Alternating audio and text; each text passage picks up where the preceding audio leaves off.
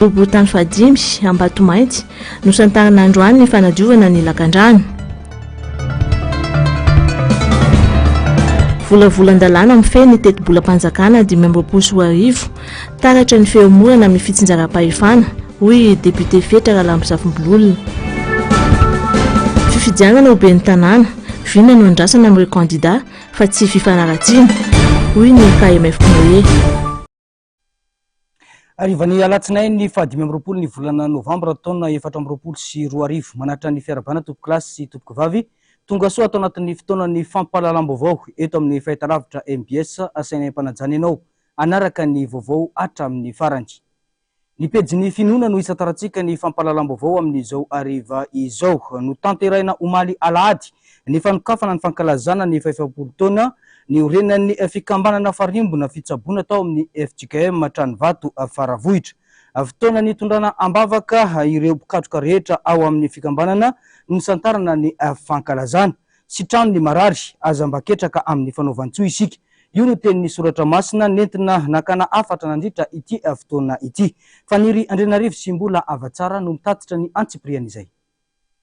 Fikambanana misehatra amin'ny ady amin'ny VIH/SIDA sy ny valanaretina ny farimbona fitsaboana no tanterana teto amin'ny FJKM Tranvato Faravohitra ny fanokafana ny fanamariana ny 70 taona ny orenan'izy ireo.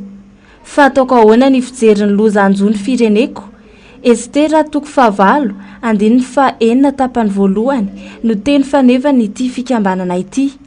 Nentina ambavaka nandritra ity fotoana ity ireo mpikambana rehetra ao amin'ny farimbona fitsaboana sy ireo komity mpanatanteraka misahana amin'ny ady amin'ny valanaretina eto amin'ny firenena. Izay manatsofina aoka izy iay ny bitsiky ny fanahin'Andriamanitra andeha araka ny fahendrena sy ny fahamarinana izay noraisina tamin'ny alalan'ny batisa. Izay mandeha araka ny fahamarinana dia manana fitsimbinana manokana amin'izay rehetra atao. Nisongadina ireo nandritra ny toroteny ny fampizarany iray aman-dreny ampanata amin'ireo kristianina tonga nanatrika ity fotoan-dehibe ity. Inona miteny fohifohy hoe fahendrena avy any ambony dia ny fahendrena avy amin'ny fanahy masina izay nampitoerin'Andriamanitra tao anatintsika tsiraray avy tamin'ny alalan'ny batisa ary mbola hamafisina mandrakariva amin'ny fandraisantsika ny fanasan'ny tompo ilay fihina-panahy sy fisotro-panahy. Ka raha mena afatra sika hoe mandehana amin'ny fahendrena avy any ambony, mandehana araka ny fanahy, mandehana amin'ny toe-panahy araka n'Andriamanitra. Pratika izany tsotra dia izao aoka ny fanahin'i Kristy mibaiko atsika na ny fieritreretana na ny fiteny na ny fihetsika na ny atao na ny fifandraisana amin'ny hafa. Mandiny teny mieritreretan lalina voahiratra ny maso vohisokatra ny vava voahetsika ny tanana amin'ny tongotra araka ny fanavy zany ataoko zany ny olona mandeha amin'ny fahendrena avy any ambony diavana tsy mandeha araka ny fieritreretany maha-olona azy fa taria ny fanahin'Andriamanitra baikio ny fanahin'Andriamanitra. Ary ihany ny apôstôly Paoly izay taria ny fanahin'Andriamanitra no zanak'Andriamanitra. Ny aranombombavaka tamin'ireo kristianina teto an-toerana nandritra ity fotoam-bavaka fanokafana ny fankalazana ny fa 70 taona ny farimbona fitsaboana ity moa ny filoha teo aloha marika Ravalomanana Mivady sy ny zanany. Eo amin'ny vaovao ny fifidianana kosa indray dia ady hevitra diso no entin'ireo mpirotsaka hofidiana sasany amin'izao fotoana ny fampelezan-kevitra izao hoy ny eo anivon'ny firaisamonim-pirenena KMF Knoe. Miditra amin'ny herinandro faharoa ny fampelezan-kevitra ho an'ireo kandida iazakazaka ifaninana amin'ny fitantanana ny komuna manerana any Madagasikara. Itsy ankilany betsaka ny toerana ahitana lesoka amin'ny fitanilana ara-pifidianana. Mila fanatsarana ny raha-pifidianana eto amintsika ho iatran'ny fanamafisany tatim-baovao eo amin'ny sary sy ndatsariny tahiriny. Mbola misy kandida tsy mahafehy tena andraikiny sy ny ataony ao anatin'izao fampelezan-kevitra izao. Tsy fanaratsiana na fiantsina no andrasan'ny vahoaka amin'ny kandida irotsaka hofidiana, fa fampafantarana ny vinanasa entina hitantanana ny komuna irotsahany. Tsy tokony hipetraka arak'izany ny ady hevitra amin'ny fifanaratsiana fanoviana ny tokony hiady-kevitra hoy ny KMF Knoe. Manomboka misy ny fiantsina ara-pitenenana, manomboka misy de hoy zahay hoe aoka re tsy mpifahavalo ianareo fa mpifaninana. Raha ny fanomezantsiny no nampandrosan'ny Madagasikara, isika angamba ny firenena androso voalohany teto. Raha ny fantotonan'ny namana no everina fa nampandrosan'ny Madagasikara de isika efa nandroso teto. Tsy zany no andrasana amintsika candidat, fa ny andrasana aminareo candidat de hoe inona ny hevitra tsara ny tanàna zay iretsiretinareo fa hoentina. Dia aoka homendrika an'izay toerana izay ianareo. Tsikatra koa ny fitanilana eo amin'ny samy candidat amin'izao fotoana izao. Hoy hatrany ny teo anivony KMF Knoe. Faritra maro eto Madagasikara no atarafany, fa tsy mipetraka amin'ny mahafanjakana azy ny fanjakana sy ireo mpiasam-panjakana sasany fa mandika lalàna. Aoka ny fanjakana mba hipetraka amin'ny toerany mahafanjakana, tsy tsabatsabaka amin'ny resaka fampielezan-kevitra. Ny mpiasam-panjakana dia tsy mahazo manao fampielezan-kevitra raha tsy mangataka lalana anao congé filan-tsasatra, tsy miasa amin'ny lalàna fanjakana izy no afaka anao an'izay. Indrindra ianareo zay manana andraikitra ao anatin'ny fanjakana, tsy indrina manokana ianareo représentant de l'État, ianareo directeur régionaux rehetrarehetra izay ny fidininy na nitendrena teo anivon'ny filan-kevitry ny gouvernemanta. Matetika ianareo regny miteny hoe atao ahoana moa fa ny fanjakana angenina nendrenay de tsy maintsy manao zay teon'ny fanjakana dia manoana olona. Rehefa te hanoana ihany nareo toany daholo izy rehetrarehetra. Fa aoka mba tsy hisy ary aoka ho ajanona ity fitenenana ity. Zao ny fitenenana mandeha am'izao, satria am'izao zany maro reo député zay manao propagande zony io satria olom-boafity izy. Fa aoka kosa ireny député reny tsy hiteny an'ity tenenina zay heninay matetika ny anivon'ny Madagasikara manontolo ity, de le hoe raha tsy mifidy an'ity candidat hoanany antoko amin'ny fitondrana ity ianareo dia tsy azo farampina amin'ny fitondrana mihitsy. Azadino fa ny fitondram-panjakana eto Madagasikara dia ny malagasy manontolo. Sampandohetra ny malagasy manontolo de tokony hisitraka izay ataon'ny malagasy. Raha tsy hoe sa hiteny an'izany ny fitondrana foibe hoe izahay de tsy raha ny malagasy zay tsy nifidy ny candidat natolotsy ny antoko misy anay. Raha tsy izay moa de ho hita eo afaka amin'ny fividianana manaraka. Fa iverinay fa atao hoe intimidation na fampirorohona amin'ny fomba kolaka ataon'ny olom-pirenena izany rehetra zany, ka tsy tokony atao ireny fitenenana miantsy atao hoe fanavahana ireny. Nanamafiany koa ny teo anivon'ny KMF Knoe fa tena mila fanatsarana ny rafitra pikirakira fifidianana. Tokony iaverina ho firaisamonim-pirenena ny seni hoy izy ireo. Betsaka loatra ny tsindry-tsikatra mahazo ny rafitra pikirakira fifidianana ka miteraka tsy fampitokisana eo amin'ireo mpanao politika sy ny seni izany. Tsy haiko na misy afaka mamaly tena tonga lafatra ve ny fifidianana amin'izao fotoana izao. Ohatra fotsiny tenentsika teo hoe ovana amin'ny fotoana efa tena une semaine tsy anomboan'ny propagande ny ovana ny filohan'ny sety sasany. Izany nanofana ny filohan'ny sety vaovao sa hoe apetraka ao fotsiny izy ho sary bakoly fa misy olo-kafa ikirakira any ambadika. Zany rehetrarehetra zany miteraka aiay amin'ny ankolafo-kely mpandrainjara amin'ny fifidianana. Ka hoy zay hoe raha mba mitovy aminay mahatsapa atsika fa mbola tsy lavoraro fanaovana fifidiana eto Madagasikara, andao re ifampidinika, andao re ametraka système de hosoratana daholo ireo teboka zay veritsika. Raha momba ny listra aleo hosoratana mihitsy rehefa anao gel atsika de inona natao hoe gel. Rehefa inona no tonga de mihidy ny listra aleo hosoratana e.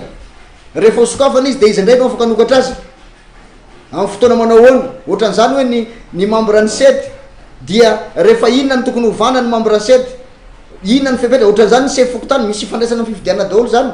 Rehefa inona ny tokony hovana ny sefy fokotany, ahoana ny tokony hanovana an'le sefy fokotany.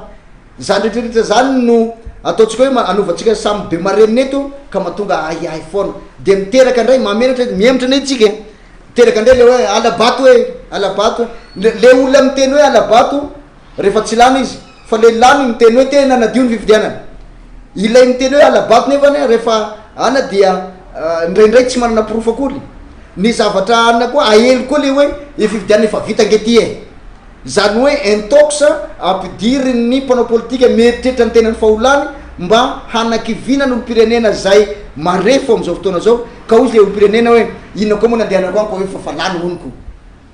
Raha tena marina nefany stratégie ampiasainy mpanao politika mba hanakivina zay olom-pirenena zay le izy. Nanamafiatrany ny teo anivon'ny KMF Knoe androany fa zosy andraikitry ny olom-pirenena ny mandeha mifidy. Fotoana ametrahany olom-pirenena ny fahefany amin'ny ola iveriny sy atokisany fa hitondra ny tanàna misy azy ho iatrany ny farazavany. mbola hijanona eo amin'izay vaovao izay hatrany isika tokony atokana ny listireo olom-pirenena nahazo ny ordonnance ka tafiditra ao anatin'ny listim-pifidianana hoy ny teo anivo ny firaisamonim-pirenena KMF kuna hoe fanabeazana olom-pirenena raha naneho ny heviny mahakasika ny fanokafana indray ny listim-pifidianana. Efa misy ny lalàna voafaritra momba ny listim-pifidianana koa tokony ajaina izany hoy hatrany ny fanamafisana. Betsaka ny olana ateraky ny resaka ordonnance amin'ny fifidianana izay ho atao io satria efa nisy teto izany hoy hatrany teo anivo ny KMF kuna hoe fanampanazavana. Ny fitakian'ny fikambanana dia tsotra, ilay lista teo aloha dia ny faranana ny faranany be sy ny maro, teo ny mpanao politika, teo ny mpanaramaso, ny fifidianana, teo ny ratsamagaika ny seni tenanivony distrika niarananao sonia. Ao koa reny sonia efa natao dia tsy ovahana. Fa zahay dia mangataka ny hanaovana lista manokana mihitsy an'ireo zay namoana ordonnance. Zay ao ka zava fa tsy zaza vala amin'ny 10 taona vao niakatra, vao feny le izy. Fa le olo efa omi zany hoe olo efa nanao ny fikarakarany tenany hiditra anaty fifidianana fa tsy miankina aminy no tsy nahatonga azy ao anatin'ny listim-pifidianana. Zay le atao hoe omi. Dia iverina fa ireo olona reo zany zao no misoratra ao anatin'izay lista zay dia atokano re le lista dia antsoy indray ripanao sonia mba samy tsy le fanaovana sonia mako sady mijery hoe izao zany ny zavatra misy ato anatiny. Io ngambany no resako voalohany azadino fa zany ordonnance zany efa nanatantara teto Madagasikara. Ny efa nisy teto amin'ity firenena ity zany famoana ordonnance en blanc zany. Tonga de fenona fotsiny quelque part any rehefa tonga ny andro fifidianana. Efa nisy teto fitaterana. Ny fanatsarana tamin'ity fotsiny ngamba hoe ny ferana am'izao daty zao ny farany fakana le ordonnance fa tamin'ny fotoan'androny hatramin'ny jour J dia mbola afaka ora ny ferana tamin'ny fotoan'androny. Dia izay lafin'izay zany no itenenanay hoe aoka mba atokana mihitsy ny lisitry ireo zay olona nanao ordonnance. Dia soniavy ny mpanao sonia rehetra izay lafiny izay. Io ngamba ny anafany ny fikambanana dia mbola mitaky hatramin'ny androany ny anajana ny principe de gel de la liste électorale. Zany hoe rehefa ny faranana ny lista aoka tsy hokitina itsony. Fa miantso ireo olom-pirenena rehetra izay tafiditra ao anatin'ny listim-pifidianana ny eo anivony Voamera Maleo teny amin'ny sahana ny fifidianana mba aka ireo karaha-pifidianana eny anivony Fokotany. Raha ny fanazavana dia mbola maro ireo karaha-pifidianana no tsy nisy naka teny anivony Fokotany izay karaha-pifidianana ho an'ny lisitra no faranana ny 500 meteo. Raha tsy ahivina dia io listim-pifidianana io ihany no entina ampiasaina amin'ny fifidianana ho ben'ny tanàna ity. Ankoatra izay dia nitondra fanazavana ho an'ireo olom-pirenena momba ny fampidirana ny lisitra vaovao ao anatin'ny ordonnance ihany koa ny teo anivony SNI. Fanampanazavana. 15 mai ny faranana tamin'ny 15 mai teo zany ampiasaintsika tamin'ny fifidianana député farany teo ny karta momban'iny moa dia efa iny voazara tany amintsika mpifidy regny. Nefa marina hatreto fa mbola misy karta mipetraka eo amin'ny Fokotany. Zay any an-tanànantsika mpifidy. Tsy haiko hoe noho tsy fahafantarana fa hoe tafiditra ao anaty lista atsika fa manatona ny Fokotany manontany hoe ny karta anareo fa mbola misy karta mipetraka eo anivon'ny Fokotany amintsika miteny zao zany ho an'ny le lista no faranana tamin'ny 15 mai zany ampiasaintsika tamin'ny fifidianana député teo dia entanina zany tsika vahoaka mba hijeren'izay karta atsika zay any amin'ny Fokotany mba hanontany amin'ny Fokotany ato ve ny karta fifidianako na tsy ato. Fa ho atsika zay nangataka ordonnance kosa ho an'ny lisy tafiditra tanatin'ny lista zany zay mangataka ordonnance hisoratana ao anatin'ny lisy mpifidy dia ho mena karta ianareo.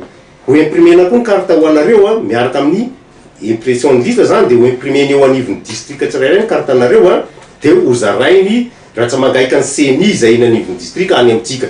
Nefa aoka itsika tsy andrin'izay hoe fizarana zay eny amin'ny tokantranontsika fa hitanina atsika zany à partir aorian'ny 17 ny volana novambra zany dia mba hanotanitany eny amin'ny ratsamagaika ny seni mba efa vita ve ny kartanay. Iverenantsika ihany izay tontolon'ny fifidianana izay rehefa aveo fa hoeny anivony antenimieram-pirenena vetivety tsika ao anatin'ny ity vaovao manaraka ity. Mampanahy ireo solombavambahoaka ny ho fahasarotana iainan'ny vahoaka malagasy ho an'ny taona ho avy 2024 io. Ankoatra ny fiakaran'ireo etra alaina amin'ireo kojakoja ilaina andavanandro mantsy dia misy ihany koa ny fikasana anesorana amin'ny commune ny famaritana ny etra fa vetrandry dia ny fohibeketra no amaritra izany. Fiamorana no azo ilazana izany ary tsy misy intsony ny atao antom-pisiny commune eo anatrehan'io volavolan-dalàna io hoy ny faneho-kevitry ny solombavambahoaka Fetra Lalambo Zafimbololon-dora raha tsika ny tato-baovao mahakasika izany. isan'ny drafitra napetraky ny fitondrana Ravalomanana ny taona 20 ny fitsinjaram-pahefana araketra ka ny commune no mamaritra ny etra iditra ao aminy raha toka tantsoroka no andraikitry ny foibeketra amin'izany ao anatin'ny volavolan-dalana feny teti-bolam-panjakana ho an'ny taona 2024 izay mandalo iny anivony anteny meram-pirenena amin'izao anefa dia voalaza fa ny sampandrarahany etra no amaritra ny etra ho an'ny commune fiemorana amin'ny fitsinjaram-pahefana izany ary iteraka olana ho an'ny olom-pirenena mpandoetra hoy ny solombavambahoaka fetra Rahalambozafimbololona mahagaga ary mampametra-panontaniana indray ny eritrerin'ny ao amin'ny ministeran'ny tetibola sy ny fitondram-panjakana hoe ataoko mpitsoroka tsy rarahina mihitsy ny hafa na mpiara-miombonantoka na olona na vondrona izay voakasika izany a tokony ifampiresana alohana raisana fanapahakevitra mihemitra isika tamin'ny fitondran'ny président Ravalomanana zany 20 zany araky ny teniko tama fisiky hoe tokony mamaritra na manao le établissement ny lahetra ny commune dia manao tantsoroka amina resaka hoe fampiofanana fampianarana ny asan'ny DGI na ny direction générale ny impôt mivadika izany ary mihemitra ankehitriny ry zareo no anao azy dia inona ny teniny mety hiteny an'izao ndray zareo hoe kalizangany amin'ny centre fiscal rehetra miparitaka eran'ny Madagasikara na ny Bekily io a na ny Tanambomanampotsy io a na ny Tanandava izany centre fiscal zany ohatra zafady a raha tsy magaiky an'ny DGI zany fa tsy an'ny commune very lay tombony efa azo teo ny amin'ny atao hoe décentralisation ka zay le mahagaga amin'ny ataon'ity fitondrana ity mihemitra ny zavatra efa aki ny zavatra efa azo fanatsarana efa azo teo aloha ahafahany rehetra isanambara-toga mba mandray anjara na isa-paritra na hoe mba isiny zay le hoe fanapare-apahefanjaira emorany ray a dia iverenany lasan'ny DGI ho iaho teo mamaritra ndray a raha tokony hijanona treo amin'ny tantsoroka fotsiny a ny andraikiny a sy ny asany a fa dia lasa izy ony a no hamaritra ndray a anao le établissement moa fomba fiteny azy amin'ny teny frantsay zany etra zany mametraka mazava fa tsy misy ilana azy intsony ny commune raha ny tolo-dalàna momba ny etra ho ihany ny fanazavana miantso ireo solombavambahoaka rehetra moa hifetra Rahalambozafimbololona mba hijoroka iaro ny tena fitinjaram-pahefana tena izy raha ho an'ny androany dia fantatra fa nolaniny ireo solombavambahoaka nandritra ny fivoriam-be ny volavolan-dalàna roa mankatoa ny findramam-bola eo amin'ny Republikan'i Madagasikara sy ny banky afrikanina mo an'ny fampandrosoana na ny BAD sy ny tahiry afrikana ho an'ny fampandrosoana na ny FAD mitetina 770 tapitrisa ariary sy 700 tapitrisa ariary izany findramam-bola izany izay voalaza fa anampina ny kitapom-bolam-panjakana amin'izao taona 2024 izao sy anosiana ny lafiny fiarikarena na ny relance économique ary anatsarana ny fitantanana ny setry ny angovo mbola ao anatin'ny asambomera kosa ny volavolan-dalàna amin'ny feny teti-bolam-panjakana ho an'ny taona 2024 andrasana ny fivoaram-baovao fa vaovao makasika ny fampelezan-kevitra kosa indray dia fampiatsiny fifanaratsiny izany no mameno ny fampelezan-kevitra atreto mifanohitra amin'ny tokony izy anefa izany kandida manome vinanasa mazava sy matotra no ahafahana mandresy lasitra vahoaka ifidy sy anatanteraka ny adidina miantraiky amin'ny vantana amin'ny fiainam-pirenena mantsy ny tsy fisiny izany vina izany ndao raha tsika ny tady-baovao ny sitraka karahatovina ambinitso eo misary sy ny ratsariny Mathieu Prince. Tsy mbola hita taratra treto ny tena atao hoe fampelezan-kevitra ho an'ny akamaroan'ireo kandida irotsaka ho vidiana ho ben'ny tanàna fampahafantarana ny kandida indrindra fa ny vinanasany hampandrosoan'ny commune hitondrana fanantenana sy mba hamahana ireo lesoka no tena andrasana amin'ireo kandida irotsaka ho vidiana eny fahitam-baovao fotsy moa matetika ny tena enanao hoe misy fampelezan-kevitra efa fantatsika moa fa ao anaty fampelezan-kevitra tsika zay tao anatin'ny herinandro latsaka kely angamba an'izay ny nanombohany tsy dia tena mbola hita sorotra loatra angamba ny tena hoe ady hevitra sy viny samy manao any amin'ny quartier any aby any tsy dia hita ihany moa reny hoe tomobile mandehandeha reny fa tsy tena ao amin'le tena tsy hita ny tena zany le tena engouement le vahoaka ny tena fiasaka zany le vahoaka hoe te hanova zavatra eto amin'ny firenena mba hifidy an'le olona akaiky satria tsaroa fa fifidanana akaiky ny vahoaka moa ny fifidanana maire ka dia zay no hitako hoe tokony vao maika tokony hisy kokoa le ambiance kanefa ny raha mahalala fa ohatra mangingina mipaka mivantana amin'ny fahazotoana mifidy sy ny fiainam-pirenena ny fahafantaran'ireo mpifidy ny vinanasa atolotra ireo olo-pirenena ahafahany misafidy izay maharesy lahatra azy ireo tsy ny fijerena izany lahara-pahamehana izany anefa no misy fa fifanenjehana amin'ny samy kandida. Tena nisany sady eo koa ny akoatran'ny raha malala moa ny zavatra misy eto amin'ny firenena ty le resaka eo moa le fantrany lo tonga de tsorona am'izay le izy de lasa ohatran'ny sahirana any am'le fitadiavana candidat ko moa tsy miezaka mihitsy hoe ampiseho le viny hoe tena vina mazava ary misy fiatraikany am'le olona sady eo ihany koa tsarovy tsara fa taona maromaro ny ainatsika teto zay tsy nisy fiovana de ohatran'le mbonanana koa le olom-pirenena mahita an'le hoe reo angena io ny eo ihany eo satria tsy nanyvina vokany ary ohatry mifampanofisana fa betsaka re olona nanao vina tany aloha tsy tonga kory am'izany nampanantenana zany zany zavatra ketraketra zany tafiditra daholo am'le tsy fiatanan'ny olona amin'ny eo ara moa sady lasa misy ohatrany hoe mialatsiny am'le fitenena lasa guerre de gang hoe hita efa fanatika reto efa voavidy vola de lasa samy manana ny azy daholo fotsiny hoe ny voavidy vola miaraka amin'ny voavidy vola ny fanatika lasa fanatika de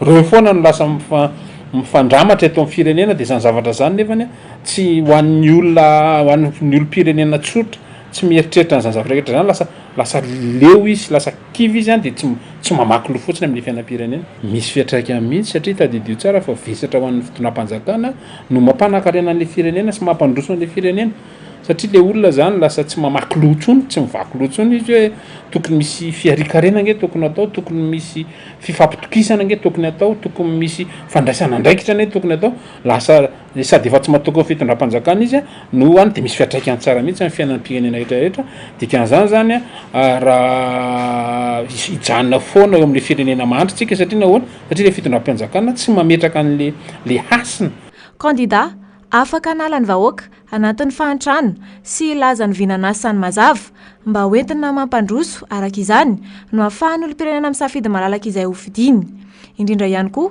fa ny candidat afaka merina ny asan'ny tanànany no ilaina mba hipaka amin'ny firenena iray manontolo.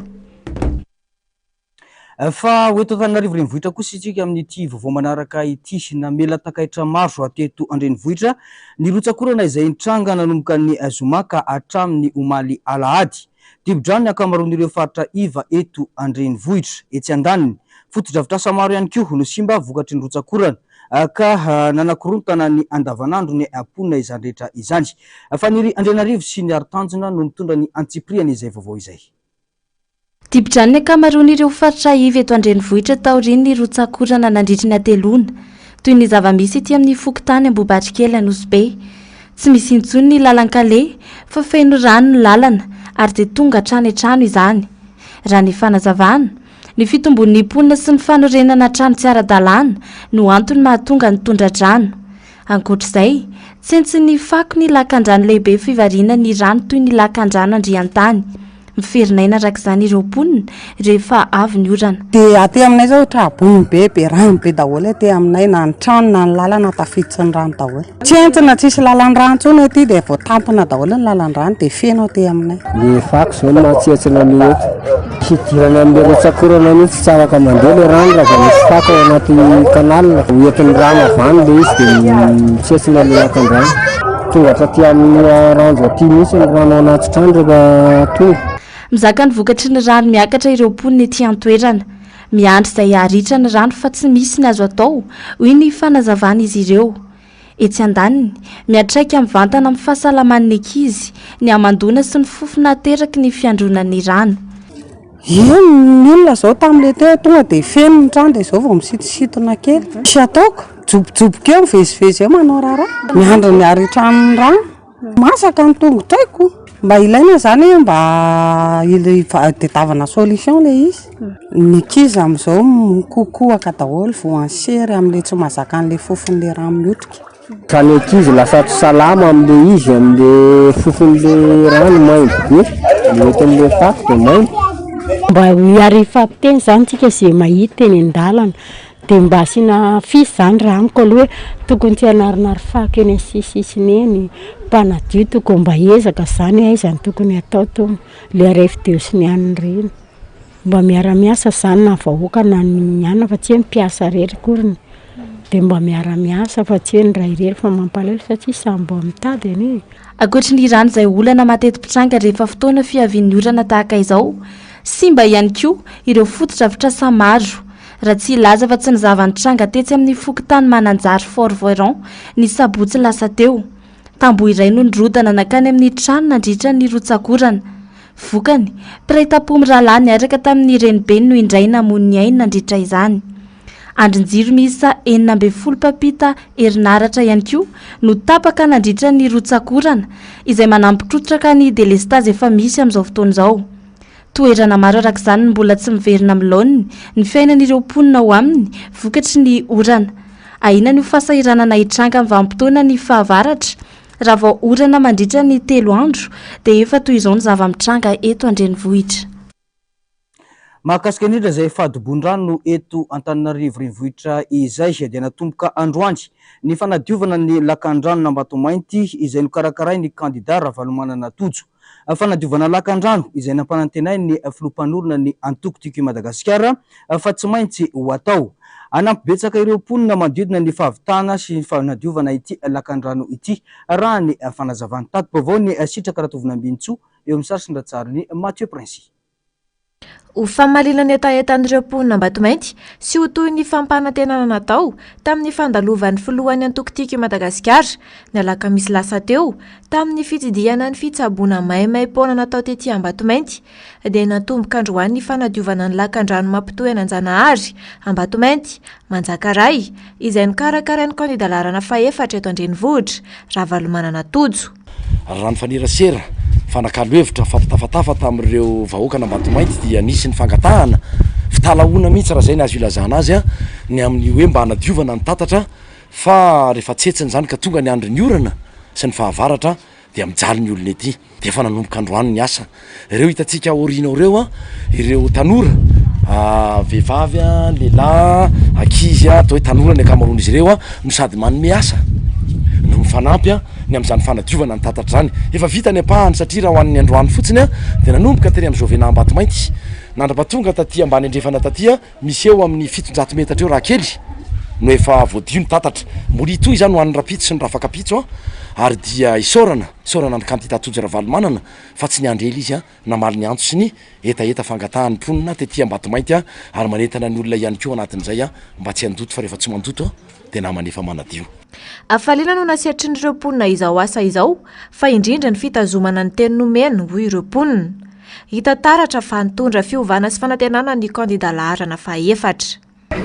Dia misaotra nareo mihitsy nandalo taty amin'ny tanànanay fa zava-dehibe ho anay tondra satria nadio zay ary manentana ihany koa zay mba hitombo zao fampirisina ataonareo anay zao amin'ny fanadiovana ny tanànanay.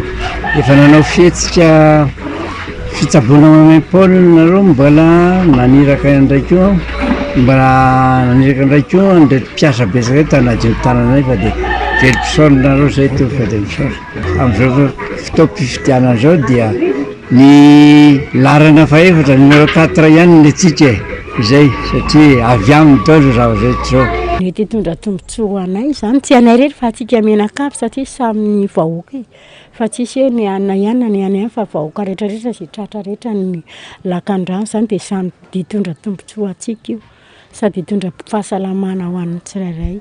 Dia saotra ny numéro 4 aloha zay amin'ny zava-dehibe sady nanentana izy tonga taty sady nitondra fahasalamana ho an'ny olona tady hoe nampy anay taty zany nitondra hoe fanafody hoe inona ny tokony atao anareo dia tena nahafinaritra zavatra nataony. Zay zao dia efa zava-dehibe tamiko. Eny raha fanadiovana aloha raha oharina tamin'ny teo aloha nisy le revite fa matetika zara raha vita le izy fa amin'izao kosa aloha tena manao zareo ary tsy voazao zavatra natao tetỳ aminay tetỳ raha momba ny resaka tim fa natra amin'ny lalakely raha vitavita daholo mihitsiny ka mahafinaritra ary mahafa-po ary ingany mba ho lasa matsara izy dia hitondra sy hitatana firenentsika indray. Tsikabary fa asa avy hatrany azo tsapahitanana ny fandraisana andraikitra sy ny fiainon'ny kandida laharana faefatra ny entaentan'ny vahoaka mba hanampiana azy ireo hijerena izay maharary sy hanasoavana ireo mpiara-monina. Fa ny fahasalamana, ny fanadiovana, ny fanazavana ny tanàna, ny fanabeazana, ny resaka tsena sy mpivarotra, ny fifamoivoizana, ny tanora sy ny lafiny sosialy, ireo fototra fitrasa sy ny fampiasam-bola, ny fandriam-pahalemana an-tanàn-dehibe ary ny fanomezana aina avao ireo faritra sy toerana mahafinaritra eto Andrenivohitra. Noloa FDB sy vina ny candidat izay atolotry ny antokotiko Madagasikara eto Antananarivo renivohitra. Fampafantarana isam-baravarana ireo vina ireo no nanohizan'ny team boriboritany fahaenina ny fampelezan-kevitra ho an'ny androany. Namafy ny solombavam-bahoaka Totoso Andriamampandry izay nitarika izany fa zava-dehibe ny fampafantarana ny vahoaka fa azo atao tsara ny manarina ny fahampitena sy ny faravana eto Antananarivo izao. Iasa sy iady ivoahany tena safidim-bahoaka ihany koa ny antokotima eny antoerana raha ny fanazavana. Tato-baovao eo amin'ny sary sindatsariny tahiriny. Betafo, Antanety Atsimo, Antanety Avaratra, Antsararay, Ambohimiadana. Ireo ny fokotany nanaovan'ny mpanohana ny kandida Ravalomanana Tojo larana fahaefatra, fitsidiana sy fandresen-dahatra isam-baravarana, teto Ambohimanarina androany. Nampahafantarana nandritra izany fa goavana ny tetikasa ho fanarenana an'Antananarivo izay apetraky ny kandida sy ireo mpanolontsaina iray lisitra aminy. Isan'izany ny fanadiovana ny tanàna sy ny fanajariana ny lakandrano, isoroana ny tondra-drano rehefa tonga ny rotsakorany. Eo ihany koa ny famerenana amin'ny asany sy ny asany ny sampandrarany voary. Sehatrasa makadiry eo anivon'ny komuna Antananarivo renivohitra. Ankoatr'ireo ny fanatsarana ny fifamoivoizana amin'ny alalan'ny fanamafisana sy ny fanavoazana ny fiaraha-miasa amin'ireo vondrony ireo mpitatitra, ny fanamafisana ny fandriam-pahalemana sy ny fanazavana ireo lalankely. Santionany ihany ireo ankoatra ny fanamboaran-dalana, ny tetezana, ny fahazahoana rano fisotro madio, ireo toeram-pivoahana sy fidiovana ho an'ny daholobe. Nanamafy ny solombavam-bahoaka fa zava-dehibe ny fanomezana fanantenana indray ny mponina Antananarivo fa mbola azo atao tsara ny manarina ny faharavana sy ny fahampotehana misy ankehitriny eto amin'ny renivohitra Madagasikara izao. Fa de tena hitantsika fa potika daholo io na ny foto-drafitrasa io raha teny anlalana zao tsika voavy ny olana de fa revo-potaka ny olona manainga zipo ary hitantsika zao fa tsy ny lalana tsony no misy lavaka fa ny lavaka no misy lalana amin'izao fotoana zao ary tena hitantsika tena hoe efa mivadika zao ny globy eto Antananarivo ny fofona ny loto ny embouteillage ny tany moa dia totofana ny tambara zany ary efa tena mikaikaiky zany ny olona ao anatin'izany rehetra izany. Koa dia nazavaina ny olona fa raha mila fanovana ny olona na mila fanantenana ny olona raha mila hoe commune mandroso commune mamiratra de fidina itojo Ravalomanana larana fahaefatra miaraka amin'ny mpanolontsaina. Resy lahatra daholo ny olona zay nandehanana ary hitantsika fa amin'izao tsika miaraka zao ary dia betsaka ny avany amin'ny antoko zay eo amin'ny fitondrana nefa miaraka amin'ny tenanay amin'izao fotoana zao satria fatantsika fa misy candidat eo efa PDS teo tsy hita zay nataony raha sy tatana Antananarivo efa ny be ny tanàna teo efa tany amin'ny fitondrana tsy zava-bita fa hitantsika reny zordira mivangongo reny lalana ratsy tsisy mandeha amin'ny laony ny fitantanana ny tsena ny asa tsy nisy fa toko zany nomena ny voaka Antananarivo raha tonga eo amin'ny toerana zany Tojo Ravalomanana miaraka amin'ny mpanolontsaina de isy ny asa ho an'ny tanora ho an'ny fikambanan'ny vehivavy, isy ny asa maharitra, isy ny jiro ny fahazavana ary betsaka zany ny tetikasa afaka atao ampandrosoana na Antananarivo sy mampilamina ny vahoaka eto Antananarivo sy renivohitry Madagasikara. Itoy-hatrany ny fandresen-dahatra sy ny fanomezana fanazavana ary ny fanomezana fanantenana ho an'ny vahoaka ato anatin'izao fampelezan-kevitra izao. Nanamafy ihany koa ny tenany fa iady amin'ny alabato izay mety hitranga mandritra ny androm-pifidianana izao ny antokotima eny amin'ny boriboritany fahaenina. Ity no fanavotana ny mponina Antananarivo sy ny renivohitry Madagasikara. Noho izany samy ampiseho fa ho tokony andraikitra amin'ny safidin'ny olom-pirenena tsirairay. Niana tamin'ireo vahoaka tao alakamisy vontovorona ny kandida natolotry ny antokotiko Madagasikara ao amin'ity commune ity. Nandritra ny fiaonan'ny omaly io no nitondrany ny fanazavana momba ireo tetikasa hitantanana ny commune rehefa tonga eo amin'ny toerana ny tenany. Namafy kosa ny sekretera general ny antokotima Rina Randriamasinoro izay tonga niatrika ity fotoana ity fa tsy tokony ho voafitakaintsony ny vahoaka isaky ny commune amin'ity fifidianana ity. Andao raha tsika ny tato-baovao mahakasika izany.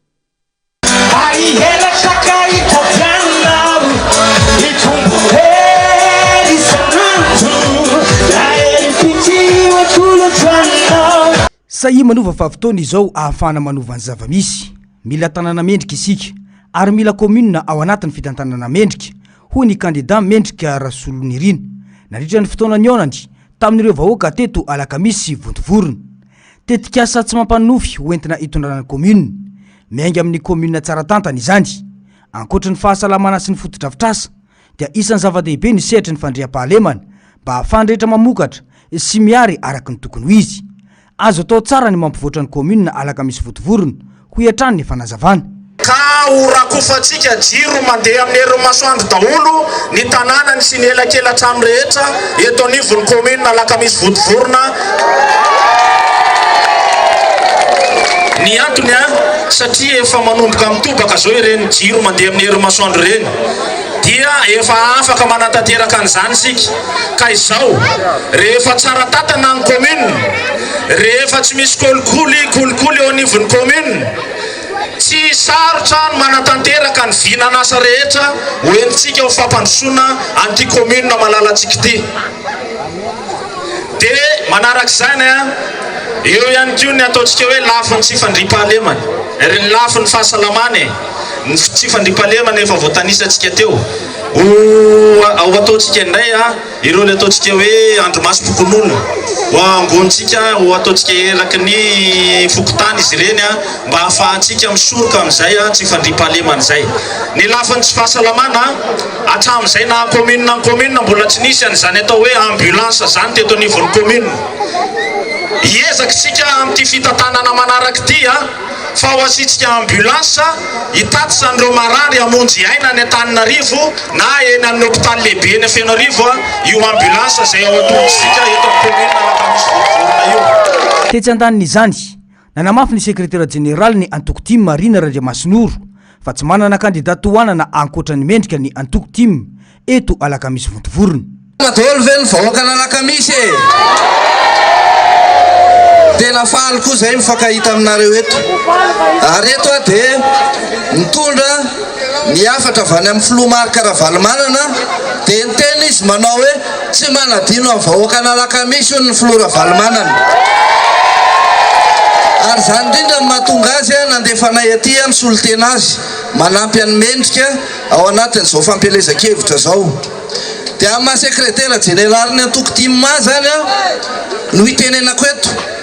Ary ambarako eto fa tsy manana candidat ny antoko tiako Madagasikara ary tsy malohana candidat afa-tsy mendrika ihany. Ka na iza miteneny aminareo ihany hoe raha ihany zay na miaradia amin'ny tim ihany zay na manaradia amin'ny filoha Ravalomanana ihany zany dia diso zany. Fa matoa tongeto anolotra ny mendrika dia mendrika ihany zany no candidat natolotry ny antoko tiako Madagasikara eto amin'ity commune misy anareo ty. Mila mandray ny andraiky ny olo-pirenena amin'izao fifidianana izao. Fotoana ahafahan'ny olo-pirenena manova ny fitantanana ny firenena ny fifidianana ho atao ny 1 Desambra ho avy izao ho hiatrany ny fanazavana. Tokony tsy atao atsirambina noho izany ny safidy amin'io daty io. Tsy maintsy manefa ny adidy nefa nareo mandeha mifidy amin'ny 11 Desambra. Ary zao aza manaiky fitahany nareo, aza misaraka amin'ny olona hovidiana ao anaty antoko. Ny olona rehefa tsy manana antoko dia afaka mivadibadika izy.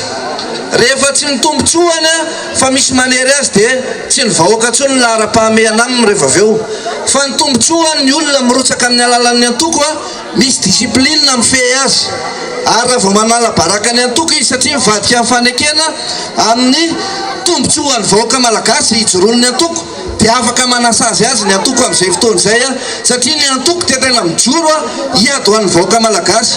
Ary noho izany nareo manana toky fa raha be ny tanàna lany amin'ny anaran'ny antoko tiako Madagasikara no lany eto dia aza matahotra nareo fa miara-miasa akaiky aminareo ny antoko tiako Madagasikara ary tsy hitsanga menatra zany be ny tanàna zany fa anaraka akaiky izay aranampy an'izany be ny tanàna zany.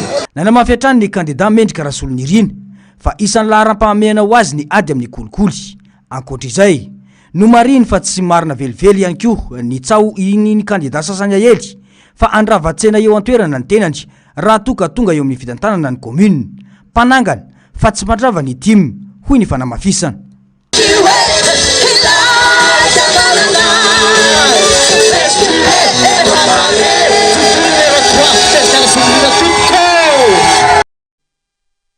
Fatetsy amin'ny fokotany Ambody Afontsy kosa no nanohizany candidat Rado Raparaoelina izay atolotry ny antokotiko Madagasikara ho candidat ho bentanano ao amin'ny commune Ampitatafika ny fampielezan-keviny ny ariva teo.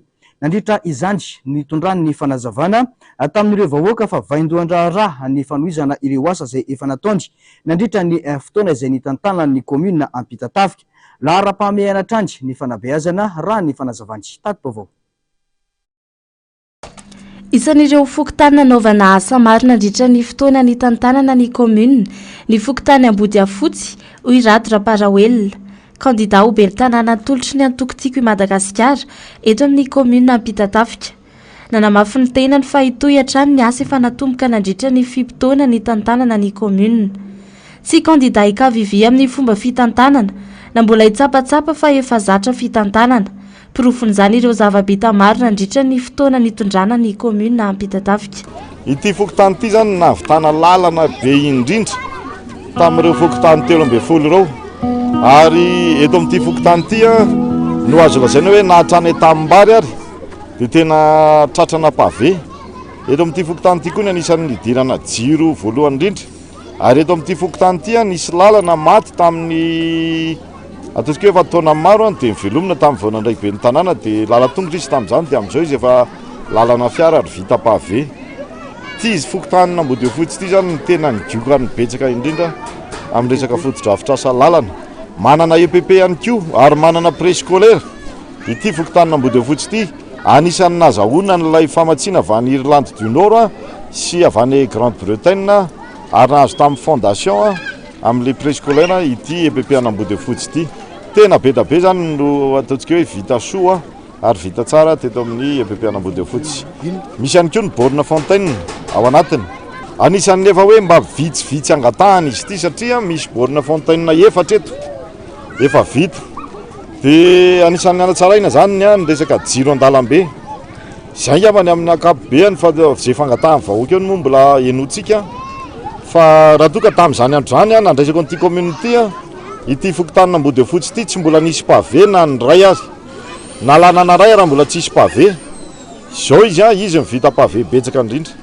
Dia tena anisan'ny kely ity zao no anisan'ny kely fangatahana indrindra ao anatin'ny fokotany 13. Ho an'ny candidat laharana voalohany atolotry ny antokotiko i Madagasikara eto amin'ny commune Ampitatafika dia isan'ny vinam-piarahamonina apetraka voalohany ny fanabeazana. Vina efa naseho tamin'ny alalan'ny asa nandritra ny fotoam-pitantanana ny commune Ampitatafika ka fokotany maro no nisitraka foto-drafitr'asa mifandraika amin'izany fanabeazana izany. Ankehitriny vina lehibe ny ametrahana foibe fanofanana arak'asa na centre professionnel ho an'ity commune ity sy ny mponina ao aminy raha toa ka mbola ny tena no ametrahana ny vahoaka fitokisana anoho ireo asa efa natomboka. Resaka iraisam-pirenena ny farana omaly alahady ny diany lehibe ny diplomatie européenne Joseph Borrell any Liban ho fikatsahana vahaolana amin'ny adiny Israel sy Hezbollah. Nandritra izany nonionana tamin'ny Premier Ministre nametra-pialana Najib Nikati sy ny lehibe ny parlemanta na Biberi izay hampiarady amin'ny Hezbollah. Nitaky ny ampitsarana avy hatrany ny ady amin'ny Israel sy Hezbollah mo i Joseph Borrell nandritra izany. Ndao rahantsika ny tato-baovao makasika izany. Nitsidika ny Berouf i Joseph Borrell, lehibe ny diplomatie européenne, nijery ny mamahatry iraisana hanamaivanana ny disadisa ny Proche-Orient. Nifantoka tamin'ny famahanana krizy any Liban sy le Gaza any Berouf moa no fotondian'ity iraka européenne ity. Nanatanteraka ny fifanakaloza-kevitra niarahana tamin'ny filohan'ny parlemanta na Biberi ny tenany ho fandraisana anjara tamin'ny fifampirarahana ny amin'ny tokony ampitsarana ny ady sy ny fifampitifirana eo amin'ny Hezbollah sy Israel. Tao anatin'ny fandaram-potoanany ihany koa ny dinika niarahana tamin'ny Premier Ministre teo aloha Najib Mikati. Nisy koa ny fionana tamin'ny lehibe ny tafika libanais sy ireo tompon'andraikitra eo anivon'ny firenena mikambana ary nisy ny fifampiresana mahakasika ny firongatry ny herisetra sy ny zava-misy any Liban izay manakihana ny dalika bomba israeliana Mostar any amin'ny faritry Baalbek ka namoizana olona 70. Hatramin'ny volana septambra niverenany fanafinana atao israeliana dia tsy latsaka ny 530 ireo olona namoy ainy. Tapitra ny fampalalam-baovao tsika tompoko lasy sy tompoko vavy mankasitraka anao nanaraka izany hatramin'ny farany mametraka ny soavatsara veloma tompoko.